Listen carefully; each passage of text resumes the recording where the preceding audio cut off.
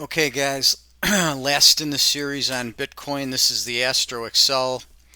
I marked out the timing blocks that we looked at from the Vedic chart.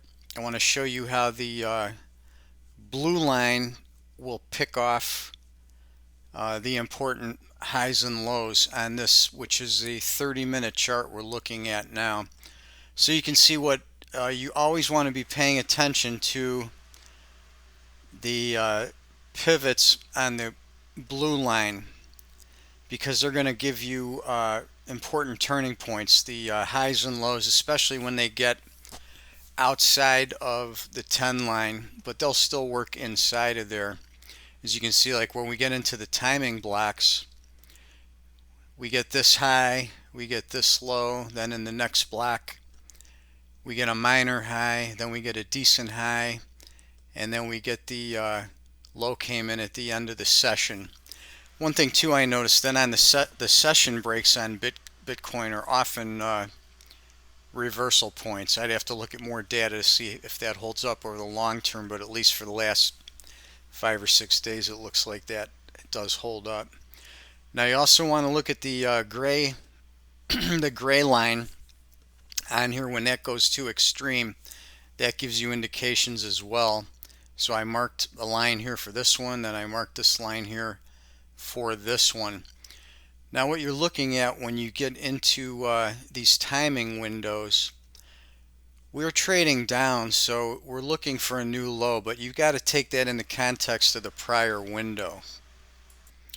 So I've just popped any ellipse on this chart. The prior window here was the area that I have marked out by the ellipse. That was this swing here from this high to this low. That was the high and low period in that prior window. So what we want to be looking for here, we want to be looking for a new high or new low when we get into the red rectangle Vedic timing window. So you always want to be looking at that prior range to get, what your anticipation is. So our first trigger inside that window happened to come at a high. So with the expectation of a new high or low, once we get the indication at a swing high, we want to be looking right there to go short where my cursor is on that reversal bar and take that down to the area of a new low in the timing window, which in this case, that new low came in right here on the low on the blue line, close to the spike peak on the gray line.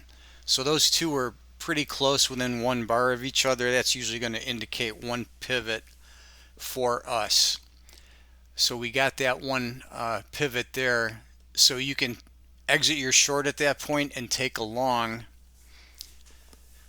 And then what happens, we get a little double bottom because our next timing point on the blue line top here at around 7 a.m.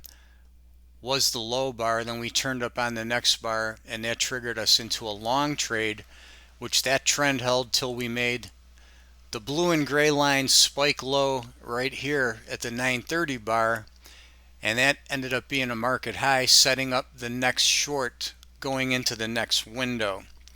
So that's how you want to use these things together and handle that stuff. And you can look at your other triggers. What I always do is I line up my timing triggers for the day ahead of time, because all this stuff plots into the future. You can see where this goes.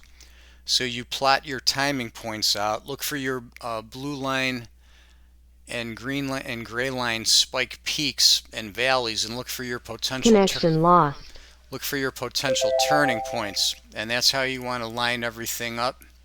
And then you take it from there. And then you take the trades based in the context of the trend, whether you define the trend the way I just did with the prior range coming into the timing windows, or whether you're using a market pattern, or whether you trade off indicators, or whatever other technical methods you use these in combination. So that's going to do it. That's going to be the end of the Bitcoin series, so you can see how you can use that. And I've done videos on Forex in the past, and now we've looked at Bitcoin. You can try these on other markets. I've used them on crude and gold, you can look at those things and see how they play out.